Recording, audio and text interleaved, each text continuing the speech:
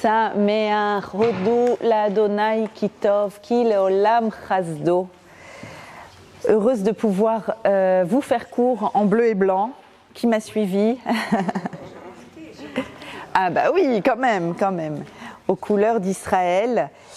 Un cours, je l'espère, plein de lumière, que j'ai appelé des ténèbres vers la lumière. Oui, parce que s'il y a un Yom HaAtzmaut, c'est bien parce qu'il y a aussi un Yom HaZikaron juste avant. Et chaque année, mais cette année c'est là qu'on le ressent le plus fort, chaque année cette difficulté dans ce passage, dans cette intersection entre Yom HaZikaron et Yom HaAtzmaut, qui est, je trouve, extrêmement difficile. On écoute toute la journée, des témoignages de parents, d'épouses, de frères, sœurs, et à mon tout petit niveau, le témoignage de mon fils qui a pu se rendre pour la première fois sur la tombe de ses proches amis tombés dans cette dernière guerre. Et j'ai pu mesurer la difficulté de cet acte, juste cet acte, d'aller se recueillir sur une tombe, d'aller pleurer. Donc une année difficile cette année. Et on garde cette reconnaissance intacte, évidemment, pour le cadeau qu'Akadosh Baruch Hu nous a fait sur un plateau d'argent. Il nous a rendu la terre qu'il a promis à Avraham, Yitzhak et Yaakov après 2000 ans d'exil, 2000 ans d'abandon, 2000 ans d'éparpillement, 2000 ans de désert. Et nous y sommes, et on a transformé ce minuscule, tout petit pays en top 4 du pays où les gens sont le plus heureux au monde. Et oui, il faut l'entendre quand même. 4e position, enfin en tout cas jusqu'à cette guerre. Je crois que ça n'a pas beaucoup changé, et même avec la guerre. Et le high-tech, et l'agriculture, etc., etc. Vous savez ce que Am Israël a fait de cette terre qui était abandonnée par les quelques tribus palestiniennes qui, ici et là, qui y étaient. Et je voudrais commencer ce cours en vous racontant ce que dit le papa de Binyamin Lev hier lors du Tekes, lors de la cérémonie de Yom HaZikaron. Binyamin Lev est donc ce chayal qui a servi, comme on dit, Katef el Katef, côte à côte avec mon fils, pendant la guerre de Harvot Barzel.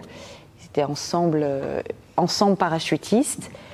Et donc le papa de Binyamin a pris la parole lors de la cérémonie de Yom HaZikaron. Et mon fils a filmé, m'a envoyé ses paroles. Et il raconte comment, avant, son fils était le fils du Rav Lev. Aujourd'hui, lui, il est devenu le papa de Binyamin. C'est comme ça qu'on l'identifie. Et qu'il a découvert son fils à travers toutes les personnes qui sont venues témoigner, qui sont venues raconter pendant les Shivas. Et il raconte que quand, malheureusement, il entend la terrible nouvelle en sortant de la fête de Simchat Torah, on vient leur annoncer, ils prennent le premier avion pour se rendre à la Levaya. Et en extraordinaire Shaliach Chabad, que fait-il quand il est dans l'avion, envahi par la peine, pour aller enterrer son fils Gibor? Que fait-il, à votre avis? Il a des tefilines et il propose à tous ceux qui sont dans l'avion de mettre les tefilines, de faire cette mitzvah. Et bien sûr, comme ça doit être l'habitude pour eux, certains vont accepter, dire tiens, il y a quelqu'un qui me propose des tefilines, why not? Je l'aurais peut-être pas fait de moi-même, mais pourquoi pas, finalement. Puis il y en a d'autres qui vont dire lâche-moi, qu'est-ce que tu me veux? Qu'est-ce que tu me veux? Pourquoi tu m'embêtes là? Tu vis ta vie, je vis ma vie, je suis assis sur mon siège d'avion, ne m'embête pas. Et quand quelqu'un refusait, il suffisait qu'il montre la photo de son fils et qu'il dit je vais enterrer mon fils. Il vient de tomber. Et immédiatement, tout de suite, ah mais si ça vous fait du bien, je le fais. Et je voudrais vous poser une question très simple apparemment. Quelle est la véritable volonté de ces personnes-là? Quelqu'un qui dit d'abord non pour une mitzvah, parce que pour 1000 raisons, il n'a pas été éduqué là-dedans, il n'y croit pas, il ne comprend pas pourquoi on vient m'imposer quelque chose. Ça s'entend. Et qui ensuite, en entendant, en étant bouleversé, on ne peut qu'être bouleversé bien sûr, il va dire oui.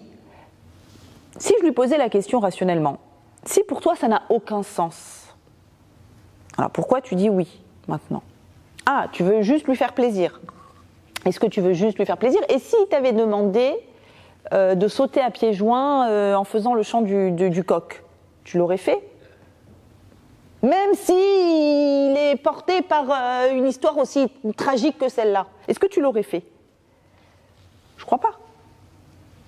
C'est-à-dire, qu'est-ce qui se passe en fait à l'intérieur de nous et à travers cette histoire? Oui? Parce qu'il a une âme juive quand même. Voilà.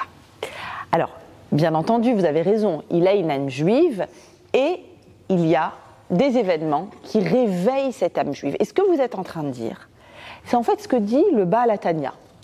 Le Baal HaTanya, dans son extraordinaire monument qu'est le Tanya, dit qu'en réalité, derrière toutes les apparences et derrière les couches de poussière qui s'accumulent sur nous, il y a à l'intérieur de nous tous cette étincelle divine qui vient d'en haut et qui n'a qu'une seule envie, qu'un seul désir vrai, se coller à sa source. Exactement comme une flamme, une petite flamme de rien du tout, ici en bas dans ce monde que j'allume, qu'est-ce qu'elle fait? Que je le lui demande ou pas, elle le fera toujours, elle va pointer vers le haut. Pourquoi? Pour indiquer sa direction absolue.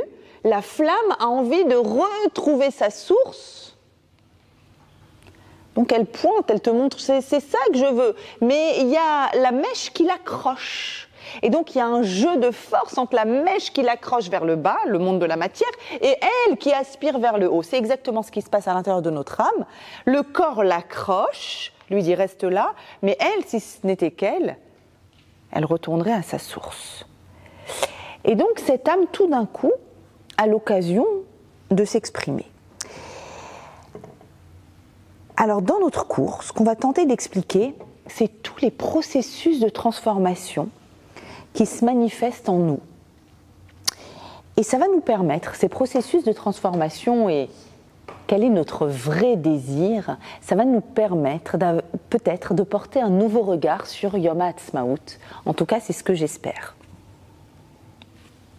Je vais démarrer avec vous, comme à mon habitude, par ce que j'aime le plus faire, étudier la Torah dans la paracha de la semaine. La paracha est toujours mon indicateur absolu. Parachat Emor parle encore un peu des Kohanim et elle parle beaucoup des Moadim, des fêtes du calendrier. Elle parle du cycle des fêtes dans l'année juive. Elle énumère chacune des fêtes et chaque impératif qui est lié à la fête. Et puis donc elle parle de Pessah dans l'ordre. Et puis dès qu'elle a fini de me parler de Pessah, de quoi me parle-t-elle? Pas de Shavuot, parce qu'il n'y a pas de Shavuot s'il n'y a pas Sephirat HaOmer. Et donc elle me parle de la mitzvah actuelle que nous faisons tous les jours, n'est-ce pas, de compter le Homer. Usfartem lachem, vous avez le texte, vous compterez pour vous, mimachorat ha-Shabbat, dès le lendemain du Shabbat, du jour où vous avez amené le Homer du balancement. Le Homer, c'est une mesure, un volume, c'est une quantité, c'est pour ça que ça s'appelle Sfirat HaOmer. Vous compterez 7 semaines entières jusqu'au lendemain de la 7e semaine, ça fera 50 jours et vous offrirez une offrande. Donc première offrande le premier jour du compte du Homer, dernière offrande le 50e jour qui est le jour de Shavuot. Et donc c'est comme ça qu'on arrive, si vous voulez, même dans la Torah, c'est comme ça qu'on arrive à m'introduire la fête de Shavuot. Centrale, la fête de Shavuot, le don de la Torah. C'est elle qui fait que nous sommes ce que nous sommes. Si nous n'avions eu qu'une sortie d'Égypte, on aurait été une tribu libérée d'un esclavage et on se serait éparpillé dans les nations et puis c'est terminé, on n'aurait plus jamais entendu parler de nous. Non seulement on est sorti d'Égypte miraculeusement, mais ensuite on a eu une identité en étant au pied du Sinaï et en ayant notre Torah qui crée le lien entre tous les Juifs du monde. Aujourd'hui, c'est le point commun de tous les Juifs du monde. C'est cette appartenance finalement à ce peuple. Qui est ce peuple ? Tous ceux qui étaient au pied du Sinaï. D'ailleurs, on va jusqu'à dire qu'une personne qui se convertit, sa neshama avec certitude, était au pied du Sinaï puisque c'est un peuple. La Torah n'est pas une religion, la Torah est l'expression d'un peuple. D'accord ? Puisque quelqu'un qui ne pratiquerait absolument rien reste juif. Il n'y a pas de porte de sortie. Gad l'a cherché, il ne l'a pas trouvé. D'accord ? Il n'y a pas de porte de sortie. D'accord ? Donc il s'agit d'un peuple. Pour arriver à ce Shavuot et à ce don de la Torah, à cette réception pour nous de la Torah, nous devons compter. Nous devons compter, c'est une mitzvah de la Torah, c'est impératif, d'une offrande, regardez comment la Torah le dit, d'une offrande, l'offrande du Homer, vers l'offrande que l'on donne à Shavuot. Quelles sont ces offrandes ? Eh bien, la première offrande, c'était un événement que l'on faisait en très grande pompe le lendemain de Pessah, donc ce qui correspond chez nous en France au deuxième jour de Pessah, mais en Israël c'est le premier jour de Chol HaMoed. On sortait dans les champs avec de la musique, les Lévi'im, les torches, les Kohanim, on prend la faux et dans un cérémonial très impressionnant, le Kohen prenait et allait faucher une première gerbe d'orge qui est la première céréale à être mûre et on prenait cette orge, on la ficelait bien et ce homer donc cette quantité d'orge était donnée en offrande le jour même au temple. Et ça, c'est le top départ du début de la récolte des champs. Et à partir de là, tous les jours on compte, les jours et les semaines, vous le savez. Et le dernier jour, Shavuot, qu'est-ce qu'on va amener ? On va amener en offrande du pain cuit, fait à base de farine de blé, pas d'orge. Quelle différence entre la farine d'orge et la farine de blé ? Eh bien, l'orge, c'est une céréale qui est majoritairement, presque totalement, utilisée pour nourrir les animaux. D'accord ? C'est une agriculture fondamentale pour nourrir les bêtes. Les bêtes n'ont pas besoin de se nourrir de blé, ils se nourrissent de graines d'orge. Vous le savez, mesdames, évidemment, qui ne sait pas ça ? Et donc, dit le Talmud, on va tout de suite regarder ce que dit le Talmud, dans le traité Sota, page 14, « Kol ha-minchot ba'ot min ha-chitin » sache que toujours, il y a plein d'offrandes qu'on amenait au temple, et toutes sont à base de blé. Et là, il y a deux exceptions, celle-ci et celle de la Sota. La femme Sota aussi amenait une offrande faite d'orge quand elle allait au temple, la femme qui était soupçonnée d'adultère, elle amenait. Et donc ici, le Talmud compare les deux, il dit c'est les deux seules exceptions. Quel est le lien entre les deux ? Eh bien, c'est que l'orge est une nourriture animale. Et comme cette femme-là aurait fait, d'après le soupçon, un acte animal, donc elle devait amener une offrande faite d'une nourriture animale. Donc c'est l'animalité qui est en nous, qui est le sujet de cette offrande. Lendemain de Pessah, on amène une offrande qui exprime notre âme animale. Petit rappel fondamental, toujours Baal HaTanya, qui est venu définir le Nefesh. Le Nefesh, c'est l'âme qui nous habite. Nefesh, Ruach, Neshama. Il y a 3 niveaux, en vrai il y en a 5, on ne va pas rentrer là-dedans, mais pour faire simple, Nefesh, Ruach, Neshama. Nefesh, c'est l'âme vitale. Ruach, l'âme qui nous donne la possibilité de parler, d'accord, la parole. Ruach, c'est l'air qui passe dans les cordes vocales. Neshama, c'est le niveau supérieur de l'âme, d'accord, c'est l'idée, c'est le début d'une idée qui rentre dans votre cerveau, d'accord, c'est l'inspiration, je dirais, c'est l'intelligence, l'inspiration. Donc Nefesh, c'est le niveau le plus bas. Nefesh, c'est l'âme vitale, et cette âme vitale elle-même, dit Baal HaTanya, elle est divisée en fait en 2 parties, l'âme animale et l'âme qui vient de Dieu. C'est-à-dire c'est le trait d'union entre notre partie corporelle et notre partie spirituelle se trouve au sein de cette articulation de l'âme. L'âme vitale animale n'est pas une âme négative, c'est une âme positive. Comme toutes nos âmes, enfin comme tout ce qui est en nous, c'est une âme positive puisqu'elle nous permet, c'est elle qui nous donne notre force de survie. C'est elle qui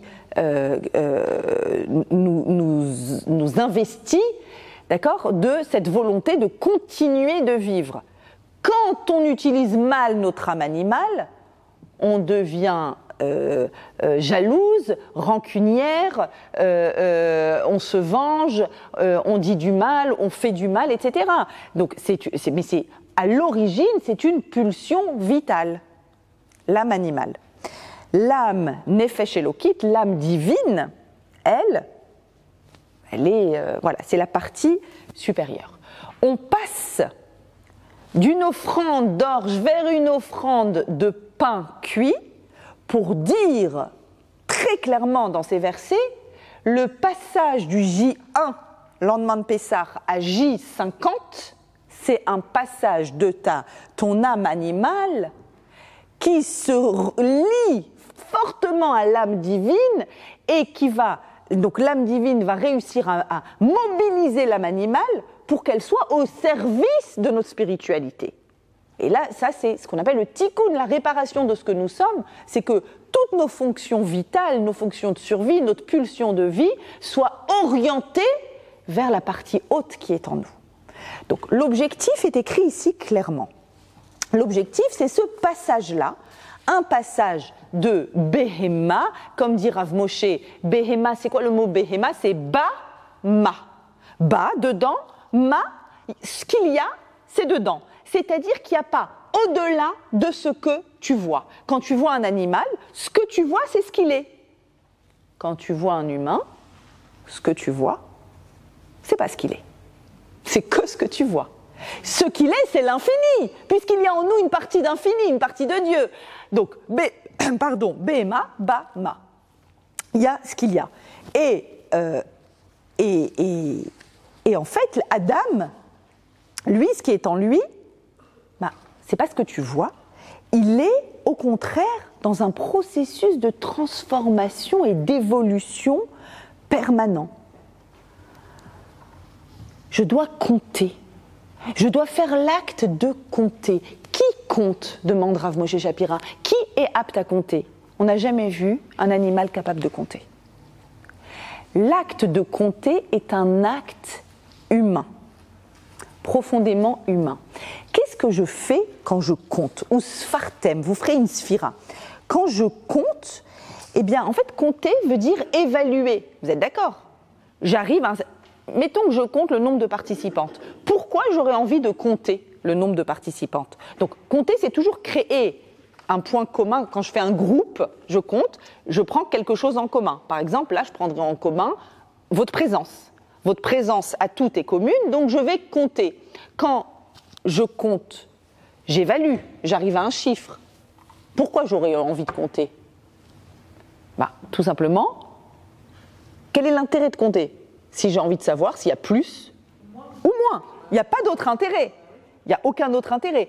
Et mettons qu'on veut faire une courbe statistique d'évolution des participantes à la matinale, d'accord ? Ou mettons que j'ai envie de compter combien de temps dure mon cours. Pourquoi je vais compter combien de temps dure mon cours ? Parce qu'il peut durer plus et il peut durer moins. C'est-à-dire que dans l'acte de compter, il y a l'acte de transformation. Il y a l'acte de processus de changement. On est bien d'accord ? Je ne compterai pas si je n'avais pas envie, à un moment, qu'il y ait un processus de changement. À partir du moment où je compte, il y a un processus de changement. Or, l'animal, il n'y a pas de processus de changement. Il naît, il va grandir, grossir, et le jour où il ne sera plus là, il sera exactement ce qu'il était au moment où il est né. On est d'accord ? N'importe quel animal. L'humain, toute l'idée de l'humanité, c'est l'idée du processus de changement qui est à l'intérieur de nous. Et donc, pour passer de notre âme animale vers la hauteur vers, je vais dire, Adam, eh bien, il faut compter. Et nous dit Rav Moshe, à quoi ressemble, il rapporte encore un traité du Talmud dans le traité Nida, et il demande à quoi ressemble le bébé. On parle de processus de changement propre à l'humain. Et il dit, tu sais à quoi ressemble un bébé, un fœtus plus exactement, dans le ventre de sa mère, et ici, donc cette Gemara magnifique, un carnet refermé sur lui-même, ils n'avaient pas d'échographie, hein. Les mains posées sur les côtés, alors il y a plein d'autres détails que je n'ai pas traduits, la tête entre les genoux, ça va, et il donne plein de détails à quoi ressemble le fœtus quand il est dans le ventre de sa mère, donc il est replié, la tête entre les genoux, les bras sur les côtés, ça va, ça ressemble, hein, on est d'accord? Mais il rajoute quelque chose, la Gemara rajoute quelque chose, une flamme est posée sur sa tête, et il peut voir d'un bout du monde à l'autre. La prochaine fois que vous faites une échographie, mesdames, vous demandez à voir la petite bougie sur la tête. Il voit d'un bout de l'autre à l'autre, donc cette flamme, évidemment, c'est la lumière spirituelle, la lumière divine, qui permet d'avoir de la clarté, une clarté de vue d'un bout du monde à l'autre. Lorsqu'il s'apprête à sortir, un ange lui tape la bouche, lui pose le doigt sur la bouche et lui fait oublier toute la Torah. Nous dit Rav Moshe, tout l'objectif de Adam, de l'humain, c'est de pouvoir réacquérir, écoutez bien, réacquérir par ses propres efforts ce qui lui a été donné en cadeau quand il a été créé. À 40 jours, à 40 jours de grossesse, il y avait déjà une âme dans ce corps. Dès 40 jours de grossesse et jusqu'à la fin de la grossesse, il a une clarté exceptionnelle. Digne de là-haut. Mais oui, son corps ne prend aucune place quasiment. Son corps est lié au corps de sa mère. Ça reste le corps de sa mère. C'est pas son corps. Donc il n'y a pas encore de nefesh béhémite. Il n'y a pas encore d'âme animale. Donc il n'y a que l'âme spirituelle. Il voit donc d'un bout du monde à l'autre. Oups, contraction. Ça fait mal. Eh bien oui, c'est le petit coup sur la bouche qui lui fait tout oublier. Pourquoi la bouche, etc. C'est un autre cours. Il oublie tout. Et attention, il a un ordre.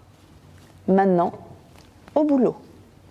Tu vas devoir tout réapprendre par toi-même. Quelle est ta source? Quelle est ton origine? Ton origine, c'est une clarté spirituelle fabuleuse. Tu dois maintenant, à partir de maintenant, on va compter ton âge. Tout le monde compte son âge. C'est universel que de compter notre âge. Il a 1 jour, il a 10 jours, il a 1 mois, et puis ensuite ça devient en années. Alors quand ils sont petits encore, c'est des et demi. Tu as quel âge, Hillel? 6 ans et demi. N'oubliez pas le et demi. Puis il y a un âge où ça y est, il n'y a plus d'et demi. Mais l'âge est important jusqu'à Mea Esrim, jusqu'à 120 ans. Et effectivement, quand une personne âgée décède, on dit quel âge il avait, quel âge elle avait. Sous-entendu, quelle est la quantité qui lui a été donnée en cadeau pour passer de son âme animale vers son âme divine. Hachem nous a donné un temps, il nous a donné au début, on ne s'en souvient pas, mais on s'en souvient un peu. Quelqu'un a déjà eu cette sensation incroyable de déjà-vu? Comme si on avait déjà vécu ça, comme si c'était connu, mais c'est très très vague. Alors à peine, c'est de la poussière de mémoire du fait que notre âme, c'est une âme qui est collé à Dieu, finalement, qui a envie d'être collé à sa source. On est ici, on est sur Terre, on a du taf, beaucoup de taf, il y a beaucoup de travail, et on a du temps pour retrouver ce qui nous avait été donné en cadeau. Maintenant, tu dois l'acquérir par ton propre travail. Donc, compter, c'est quoi? C'est acquérir par nous-mêmes quelque chose. Et cet exemple, je peux donner le même exemple pour la sortie d'Égypte. Vous savez que la sortie d'Égypte, elle est comparée à une naissance. Il y a un verset qui dit « Hachem est venu sortir, Am, Mikerev Am ». Il est comme le terme qui est utilisé, c'est une naissance. C'est-à-dire que comme on tire le veau du ventre de la vache, on l'extrait, Dieu est venu, il nous a extrait du pays d'Égypte. Naissance du peuple d'Israël, au moment de la sortie d'Égypte. Sortie d'Égypte, J1 le lendemain. On a 1 jour en tant que peuple. On a 1 jour. Le jour de Pessah, on nous a donné un cadeau gratos. Gratuit. Cadeau gratuit le jour de Pessah. Quel cadeau? La liberté. Et maintenant, à toi de devenir quelqu'un. Tu as 50 jours jusqu'au pied du Sinaï pour toi-même acquérir ce qui t'a été donné en cadeau. On n'a rien eu à faire le jour de la sortie d'Égypte. Rien, si ce n'est rester chez nous. Donc rester, j'ai envie de dire, consistant, rester nous-mêmes. Dès que c'était le petit matin, hop, on y va, go, on a pris nos affaires, nos clics, nos claques, bye. Qu'est-ce qu'il y a eu à faire? Rien, on nous a foutus dehors. C'est une libération cadeau. Libération cadeau, et c'est la raison pour laquelle, expliquent tous les Chachamim, le texte de la Torah, vous avez vu, il y a une petite particularité importante. Il y a écrit « Mi-machorat à Shabbat », le lendemain de Shabbat, au lieu d'écrire le lendemain de Pessah. C'était pas un Shabbat, c'était Pessah. Pourquoi dire Shabbat? C'est de là que la doctrine chrétienne, vous le savez, a instauré le dimanche de Pâques et le dimanche de Pentecôte. Pour eux, c'est le lendemain de Shabbat. La réalité, la Torah orale nous explique, pas du tout, pas du tout. Pourquoi la Torah dit le lendemain de Shabbat? Parce que de la même façon que le Shabbat, même si tu fais rien, même si, imaginons, t'as pas allumé tes bougies, est-ce que c'est pas Shabbat? C'est Shabbat. Que tu le veuilles ou pas, c'est Shabbat. Shabbat, c'est un cadeau qui vient d'en haut. Tu comptes 6 jours, bam, il y a Shabbat qui arrive. C'est Shabbat. Shabbat, c'est cadeau, cadeau, cadeau, cadeau. Est-ce que nous, on a fait quelque chose pour Shabbat? Pas du tout. Dieu a créé le monde en 6 jours. Shabbat, il nous a offert le Shabbat.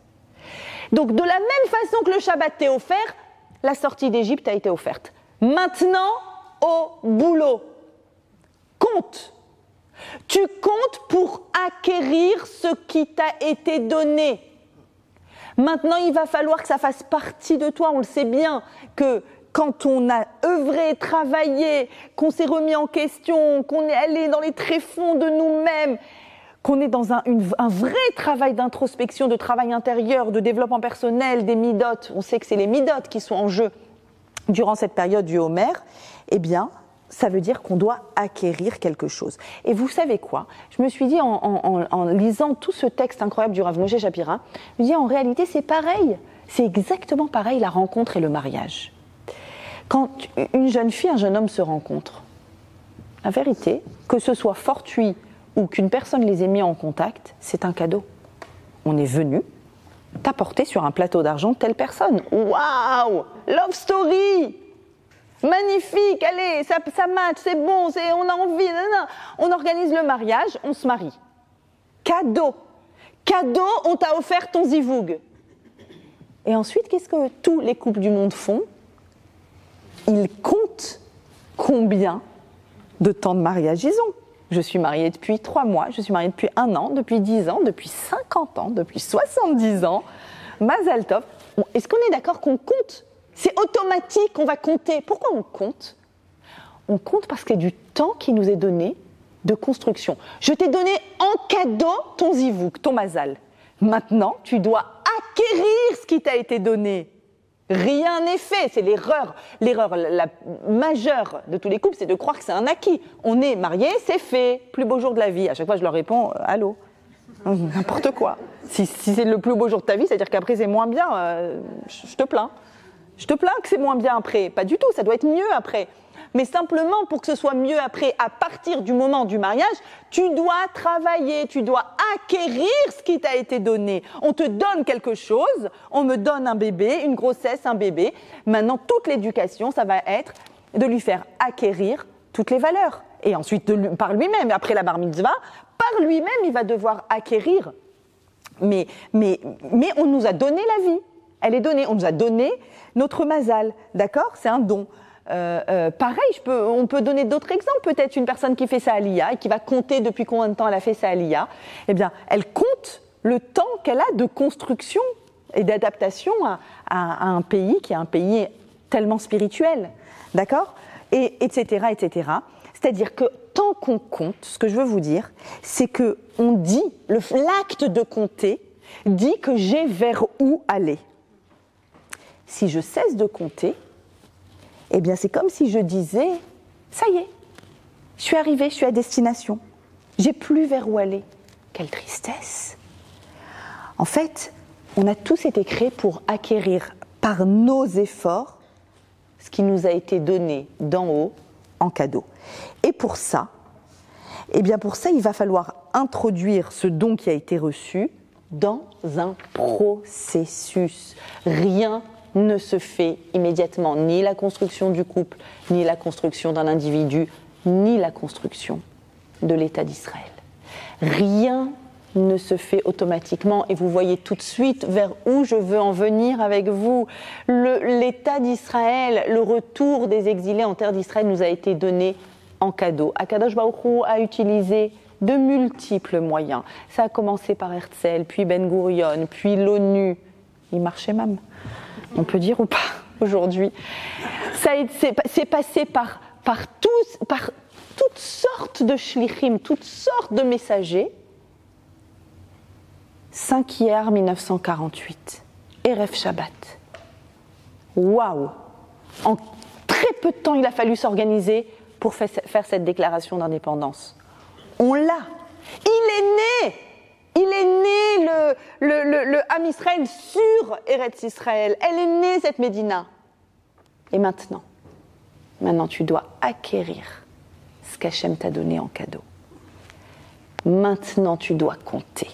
Et on compte 76 ans. Vous voyez bien qu'on compte. Automatiquement, on est dans une posture de compter.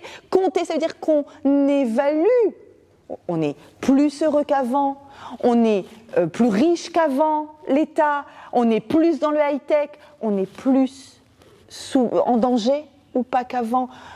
L'armée, combien de personnes, les religieux, pas les religieux. On compte, on évalue, mais bien sûr, puisque nous devons maintenant acquérir par nos efforts ce qu'Akadosh Baruch Hu nous a donné. Précision. Quand Aman va chercher Mordechai, pourquoi il va chercher Mordechai? Vous vous souvenez de cette histoire? Il va chercher Mordechai parce que il a construit d'abord une potence de 50, de haut 50, les 50 jours, c'est lié. Il a construit une potence et pile poil, il était dans la cour du roi, dans l'espoir de rencontrer le roi. Il avait besoin de l'autorisation du roi pour le pendre. Et incroyable, cette nuit-là, le roi n'arrive pas à dormir. Ça fait partie de la liste des choses que l'on cite qui se sont passées Bachatzi Alayla. Cette fameuse nuit au milieu de la nuit, il y a eu tellement de choses qui sont passées. Une de ces choses-là, c'est Achashverosh qui ne trouve pas le sommeil. C'est quelle nuit? Vous vous souvenez? Mais oui, c'est la fameuse nuit de Pessah. C'est la fameuse nuit de Pessah, quand Esther, rappelez-vous, qui a décrété les 3 jours de jeûne, c'était Pessah. Il lui a dit, c'est Pessah, elle lui a dit, c'est pas grave.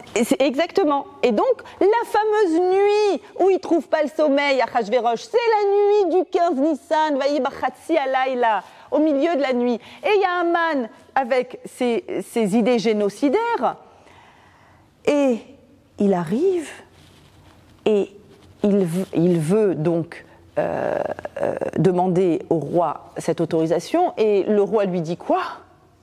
Va prendre Mordechai, avant même qu'il ait le temps de lui demander, va prendre Mordechai, mets-lui des habits de roi et va le promener dans les rues de Suse, de Shushan, en disant Kachaya, c'est comme ça que le roi fait la Melech Asher Chafetz Bikaro, toute personne qui a envie, toute personne que le roi a envie d'honorer, Yikaro, de donner de la valeur. Yakar, ça veut dire de la valeur, d'accord, c'est important. Je vais expliquer pourquoi. Voilà, Kachaya, c'est la Ish, Asher Melech Chafetz Bikaro. C'est ça qu'on fait à l'homme que le roi a envie de valoriser. Voilà, c'est plus juste. Le roi a envie de le valoriser. Il est au bout de sa vie. Pour aller chercher Mordechai, qu'est-ce qu'il a fait? Il a l'ordre de chercher Mordechai. Où on trouve Mordechai ce matin-là? Le matin de Pessah. À votre avis, il est où? On est dans le jeûne, on est dans la peur du génocidaire, de l'envie génocidaire d'Aman. Où est-il? Avec les enfants. Avec les enfants en train de d'enseigner la Torah et d'étudier la Torah. Donc si j'ai envie de trouver Mordechai, il sait qu'il faut qu'il aille au Beth Midrash. Il va au Beth Midrash et il voit des enfants en groupe en train d'étudier. Qu'est-ce qu'ils étudient, les petits enfants juifs à Shushan, quand on est dans cette angoisse terrible de l'Iran, non, de Haman, qui veut nous frapper? Qu'est-ce qu'on est en train d'étudier? Inyané de Yoma. On étudie, comme nous maintenant on étudie la Paracha, ou on étudie Sfirat HaOmer, on étudie l'ordre du jour. C'est quoi l'ordre du jour? L'ordre du jour, c'est le Homer. Demain, on doit offrir le Homer. Ah oui, mais il n'y a pas de Beth Amikdash. Mais c'est pas grave, on va l'étudier quand même, comme s'il y avait le Beth Amikdash. Donc Haman arrive, c'est la Gemara qui nous raconte ça, dans le traité Megillah, page 15. Il arrive et il s'adresse aux enfants. Il voit des enfants en train d'étudier. Il leur dit, vous faites quoi? Racontez-moi ce que vous étudiez. Et là, les enfants, ils disent, on étudie la mitzvah du Homer. Qu'est-ce que c'est que la mitzvah du Homer? C'est de la farine d'orge. C'est une poignée de farine d'orge qu'on amène au temple et à partir de ce moment-là, on va compter. On va compter jusqu'à 50. Encore. Au début de chaque journée, on va compter le temps que Dieu nous offre, la journée qu'il nous offre, qui est une journée de transformation. Parce qu'on est un peuple qui nous transformons.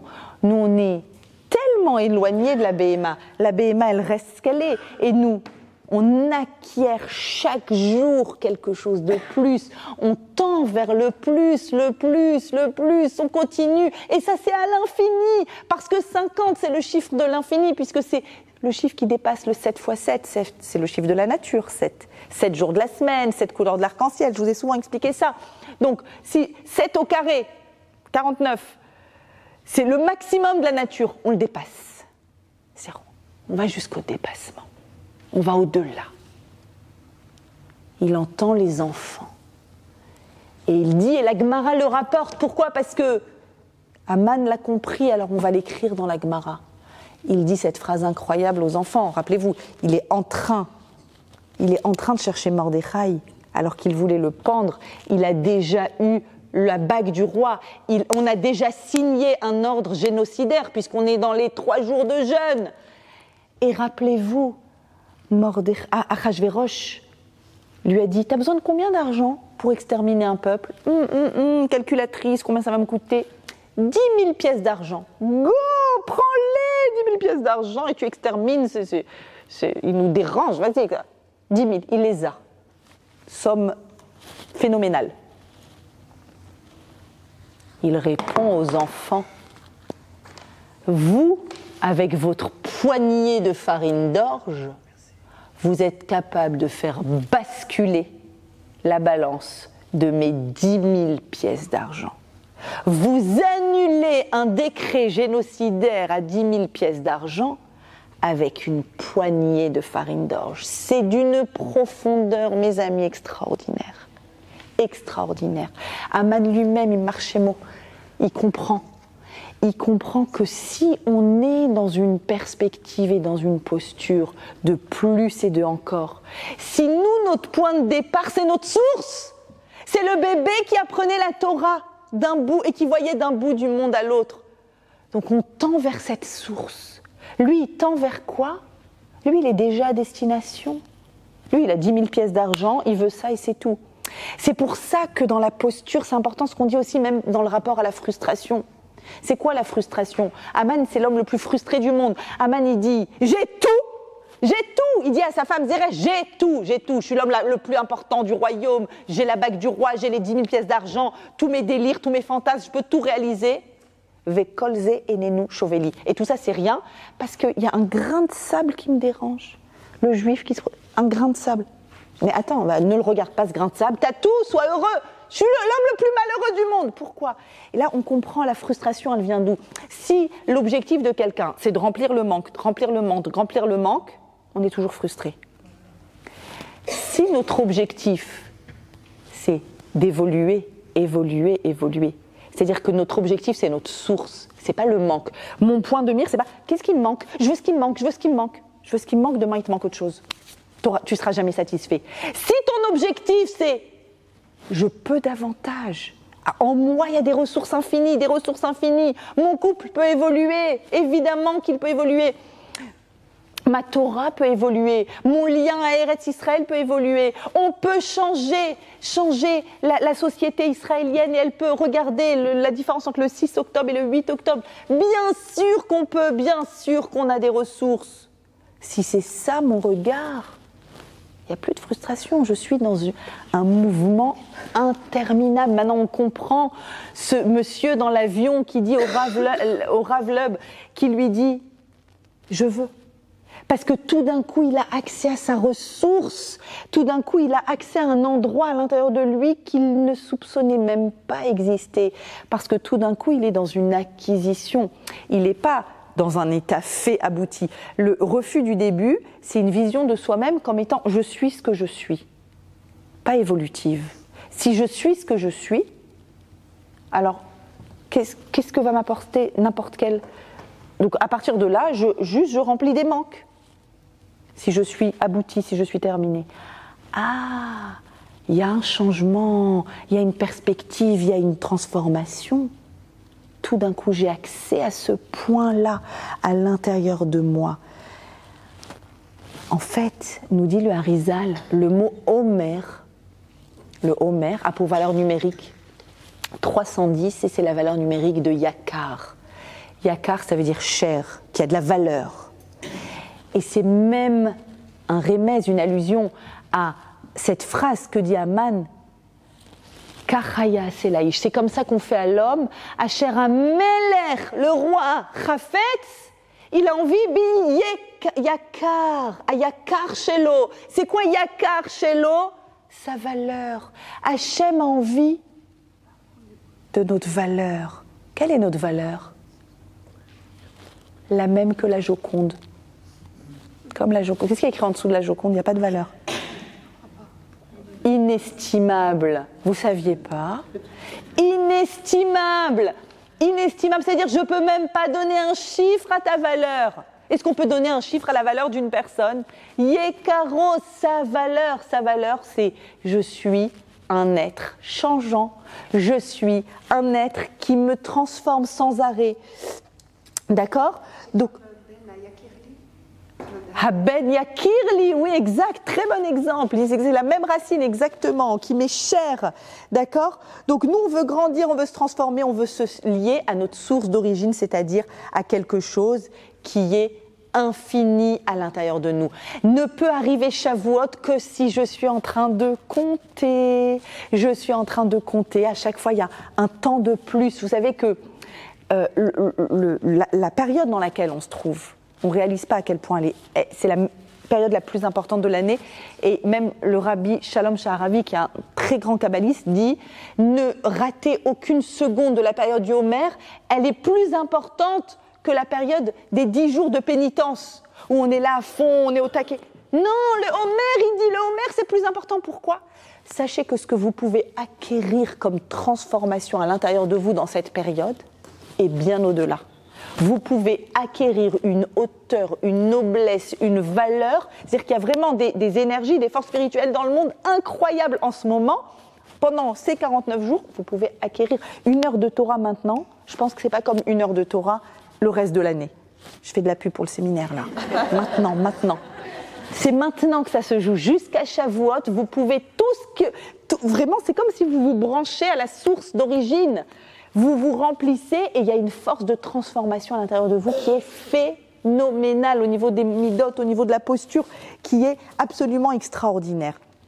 La vraie valeur, c'est ça. C'est le Homer, c'est le Yakar. C'est cette posture-là de transformation. On avance vers Shavuot. Je voudrais vous citer encore une Gemara. Une Gemara dans Shabbat, très belle Gemara, qui va nous éclairer aussi sur Yom Ha'atzmaut. Sur Yom Ha'atzmaut et sur cette période exceptionnelle. Bri Rachmana, ça veut dire Akadosh Baruch Hu, a donné une triple lumière à un triple peuple par le troisième jour et au 3e mois. Triple peuple, Cohen, Lévi, Israël. D'accord? Une triple lumière, Torah, Nevi'im, Ketuvim. D'accord? La Torah, la totalité de la Torah. Donc un triple peuple. Le troisième, c'est qui le troisième? Moshe. Aaron, Myriam, Moshe, c'était le troisième de la famille. Le troisième jour, soyez prêts pour le troisième jour, préparez-vous pour le troisième jour. Il y avait 3 jours de préparation au don de la Torah. C'était quand? Chodesh Sivan, le 3e mois. Qu'est-ce que la Torah veut me dire? Avec tous ces jeux de mots autour du chiffre 3. C'est vrai que le chiffre 3, c'est toujours le juste milieu. C'est la juste mesure. Vous savez que tout le conte du Homère, c'est droite, puis gauche, puis milieu. Pour la partie haute, ensuite pour les jambes aussi, droite, gauche, puis milieu. Vous savez, droite, récède, épanchement, dont gauche, retenue, puis milieu, tiferet. À droite et à gauche. Un peu de si, un peu de oui, un peu de non. Un peu de don, un peu de réception. C'est-à-dire que c'est tout, je vous explique souvent, c'est comme les battements de cœur, d'accord? Qui s'ouvrent et qui se ferment, qui s'ouvrent et qui se ferment. Donc c'est le rythme, c'est la mesure qui est juste. Troisième, c'est le juste milieu. Les troisièmes enfants, c'est toujours les meilleurs. On n'est pas d'accord? Je suis une troisième.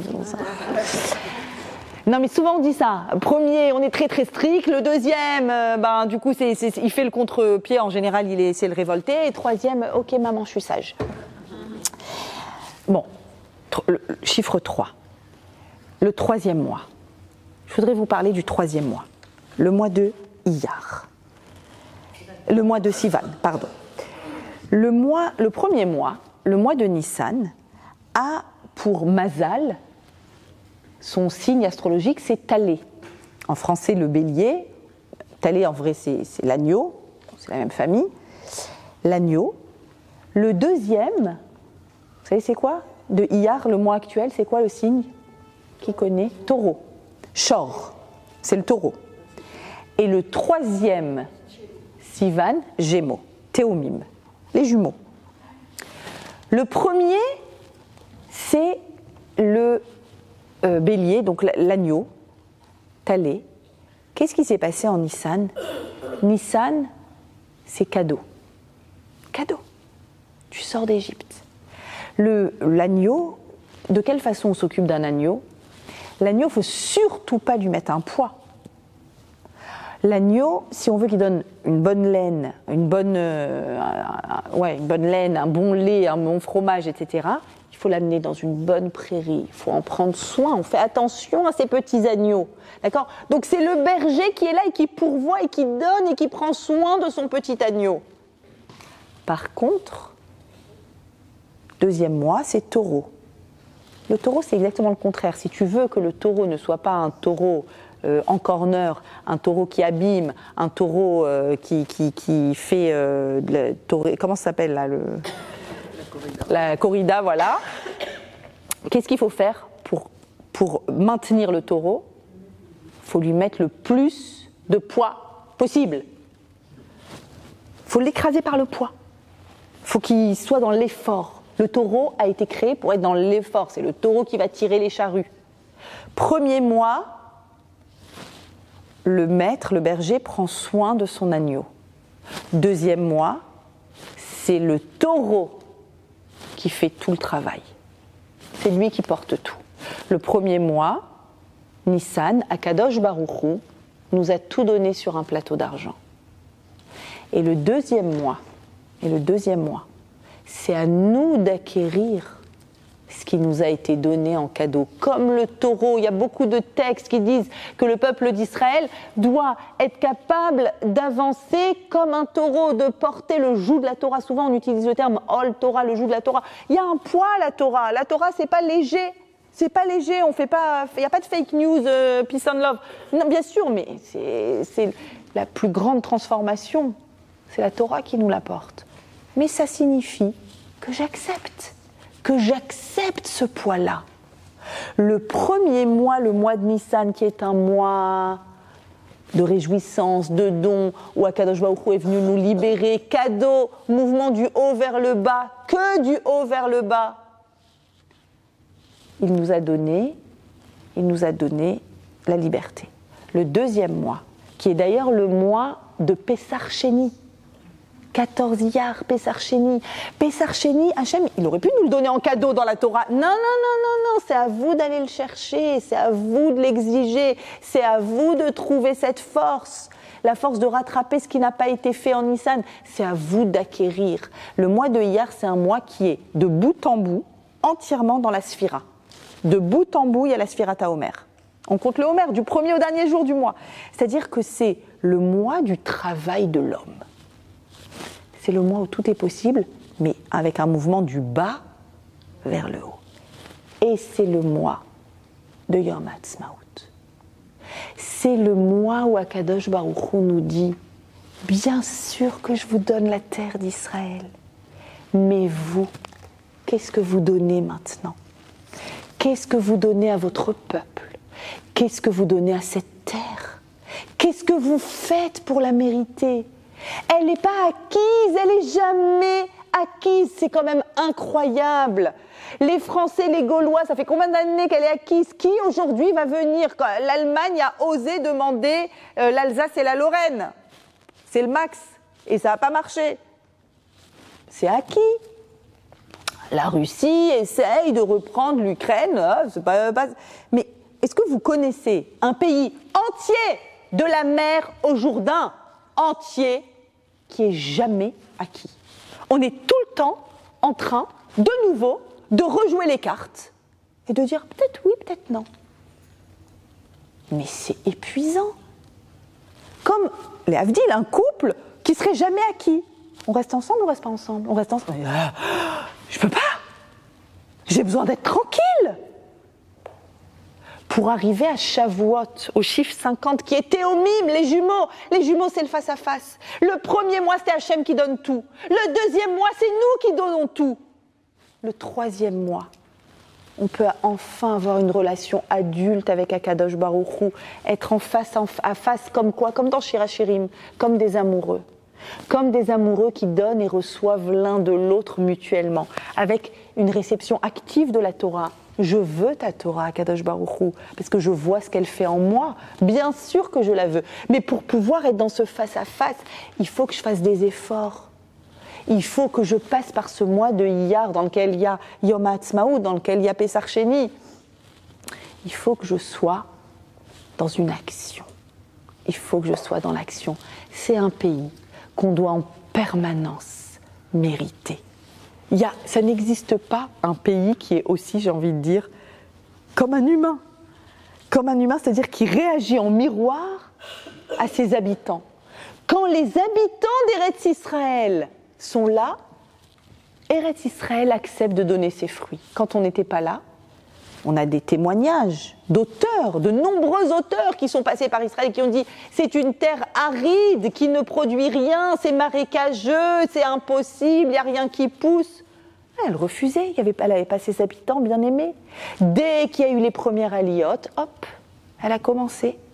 Jusqu'à ce qu'on ait les meilleures tomates cerises et les meilleurs avocats, et les meilleurs pamplemousses et les meilleures oranges de Jaffa.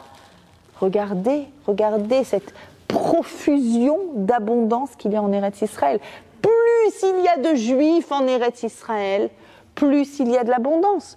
Ok, mais elle continue à faire la difficile, cette terre. Elle continue à dire oui, mais attention, moi, je veux pas des personnes frustrées. Moi, je veux pas des personnes qui ne sont pas dans la Sphira Taomer, c'est-à-dire dans une évolution et une transformation personnelle. Si ce sont des personnes qui se considèrent figées, abouties, terminées, ça marche pas. Si vous restez fixés sur vos positions, j'y arrive pas. Et à chaque fois que le peuple d'Israël n'a pas été uni, n'a pas su créer ce lien entre les 12 tribus d'Israël, à chaque fois, on a été en danger sur notre terre. Regardez comment cette terre réagit. Non, c'est pas un acquis. Quoi, vous vouliez un petit coin sous le soleil? Israël, c'est pas les plages de Tel Aviv. C'est pas les plages de Tel Aviv.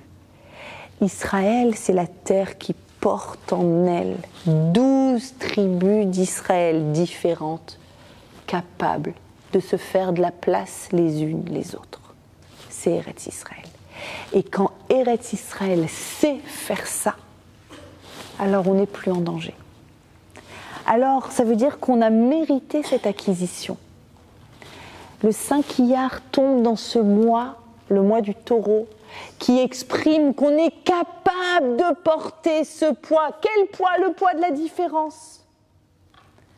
Qu'est-ce que c'est qu'un peuple qui revient sur sa terre des 4 points cardinaux, comme la fameuse question qu'a posée Foster Dulles, le secrétaire d'État américain à Ben Gurion dans les années 50. Vous connaissez cette fameuse histoire où il dit, mais dites-moi, il venait demander dans les années 50, au tout début de l'État, du soutien à l'Amérique. Il dit, mais attendez, vous êtes qui?